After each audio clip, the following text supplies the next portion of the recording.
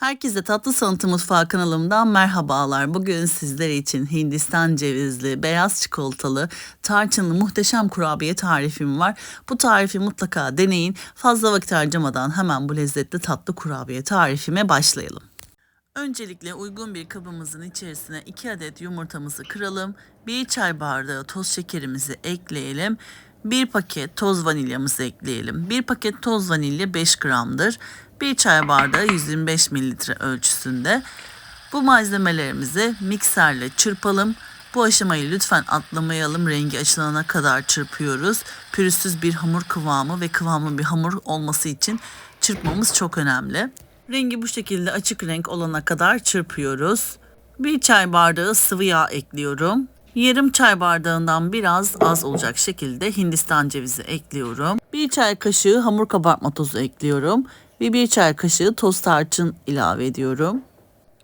Ve el çırpıcısı ile bu malzemelerimi karıştırıyorum. Sonrasında un ekleyeceğim. 3,5 su bardağı un ekliyorum. Kullanmış olduğum su bardağı ölçüm 200 mililitredir.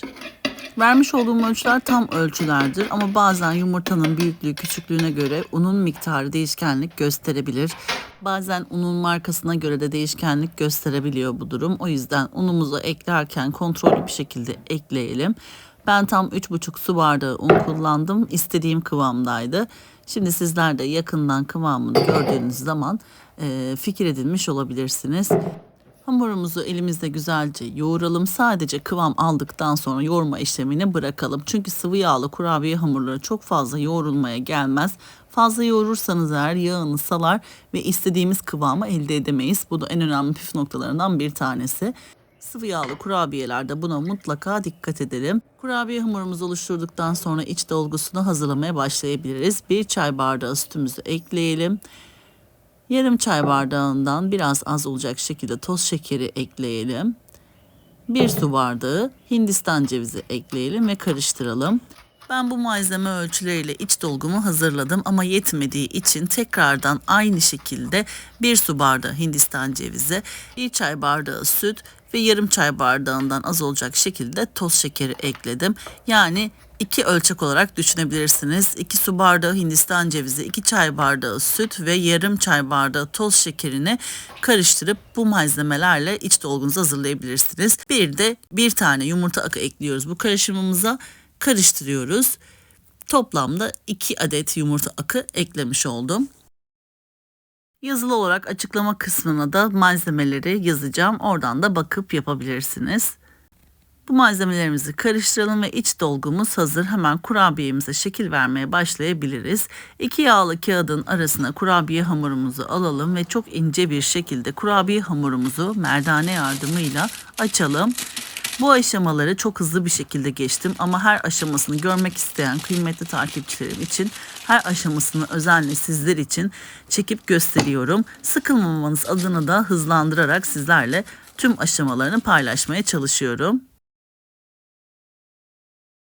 Kurabiye hamurumuzun kalınlığı bu şekilde incecik olacak. Kenar kısımlarındaki fazla olan parçaları düz bir şekilde keselim.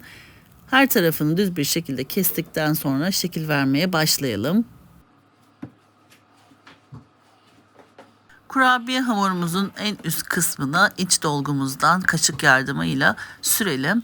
Birazcık topluca sürebilirsiniz çünkü tam böyle yuvarlak silindir rulo şeklinde olması için içinin de dolgun olması gerekiyor. O yüzden kaşık yardımıyla dolu dolu iç harcını doldurabilirsiniz. Ben kurabiye hamurunu biraz kıtır bisküvi kıvamında sevdiğim için ince bir şekilde açtım. Dilerseniz kalın bir şekilde de açabilirsiniz. O şekilde de kolaylıkla şekil verebilirsiniz. Çünkü yağlı kağıtla şekil verip sardığımız için çok güzel üst yüzeyi pürüzsüz gözükecek. Gönül rahatlığıyla yapabilirsiniz. Herkesin yapabileceği bir tarif. Bu kurabiyenin sıvı yağla yapıldığına inanamayacaksınız. Hem çok hafif hem de kurabiye hamuru çok lezzetli. Hindistan cevizi iç dolgusuyla da birleşince muhteşem oluyor. Ben çok beğendim. Bu arada tarifin iç dolgusu, kurabiye hamuru tamamen benim tarifimdir. Şimdiden deneyen herkesin kıymetli yorumlarını, düşüncelerini de çok merak ediyorum. Bu şekilde kendi hazırladığım tarifler olduğu zaman sizlerin düşünceleri, sizlerin deneyimleri beni çok mutlu ediyor. Şimdiden deneyen herkesin ellerine ellerine kollarına sağlık. Hindistan cevizli iç dolgumuzu kurabiye hamurumuzun üzerine yerleştirdikten sonra yağlı kağıdımızla bu şekilde rulo şeklini verelim. Hamurumuza iç dolgumuz tamamen kalıp gibi yapışmıyor olabilir. Hiç sorun etmeyin. Elinizde şöyle kurabiye hamurunu bastırarak tekrardan yağlı kağıtla sıkıca ileriye doğru çevirerek rulo şeklini verebilirsiniz. Kenar kısmını bıçak yardımıyla keselim ve 3 parçaya bölüyorum. İstediğiniz boyutta belirleyebilirsiniz bu aşamada. Dilerseniz küçük küçük de yapabilirsiniz. Ben biraz daha uzun rulo şeklinde olmasını istediğim için bu şekilde bu boyutlarda hazırladım. Bu şekilde hazırladığınız zaman bu büyüklükte kurabiye hamuru malzeme ölçüleriyle toplamda 30 adet Hindistan ceviz dolgulu kurabiyeler elde ettim. Kurabiyelerimizi hazırladıktan sonra önceden ısınmış 180 derecelik fırın ayarında kurabiyelerimizi pişirelim. Kurabiyelerimi yaklaşık 15 dakika pişirdim. Üzeri hafif çatladıktan sonra ve rengi pembeleştikten sonra fırından alabilirsiniz. 15 dakikanın sonrasında kontrol edebilirsiniz. Kurabiyelerimiz fırından çıktıktan sonra, soğuduktan sonra kurabiyelerimizi süslemeye başlayabiliriz. Kurabiyelerimizin uç kenarları için benmari usulü erittiğim beyaz çikolataya batırıyorum ve sonra Hindistan cevizine batırıyorum. Bu şekilde görseli çok şık olmuş oluyor. Yemesi de çok keyifli. Dilerseniz bu haliyle de sadece süsleyebilirsiniz. Ben sonra tekrardan üzeri için hazır beyaz çikolata sosuyla süsledim. Dilerseniz benmari usulü eriterek beyaz çikolatayla da süsleyebilirsiniz. Her iki türlü de çok güzel, çok lezzetli oluyor. Yedikçe yediren muhteşem bir kurabiye tarifi. Tek dezavantajı o. Çok lezzetli bir kurabiye. Kurabiyelerim bitene kadar bu işlemi yapıyorum.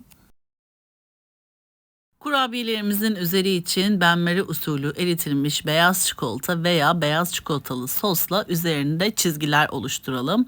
Dilerseniz sütlü çikolatayla veya bitter çikolatayla da bu aşamaları yapabilirsiniz. Bu şekilde beyaz sosu kurabiyelerin üzerine çizgi deseni yaptıktan sonra buzdolabında 20 dakika kadar dinlendirelim. Sonrasında servis edebilirsiniz.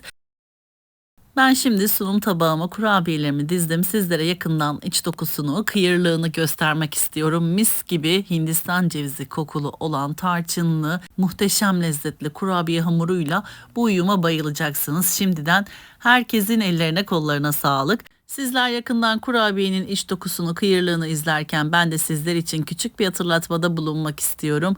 YouTube kanalıma henüz abone olmadıysanız YouTube kanalıma abone olmayı, paylaştığım videolarıma beğeni bırakmayı lütfen unutmayınız. Gün aşırı yepyeni tariflerimi kanalımda sizler için paylaşıyorum. Anında haberdar olabilmek için bildirim zilini lütfen açınız. Böylelikle yepyeni tariflerimi ilk siz görmüş olacaksınız. Bu tarifimi ve videomu beğendiyseniz eğer sevdiklerinizle paylaşarak bana destek olabilirsiniz. Beni hangi şehirden veya ülkelerden takip ediyorsanız yorum kısmına yazabilirsiniz. Beni nerelerden takip ettiğinizi gerçekten çok merak ediyorum.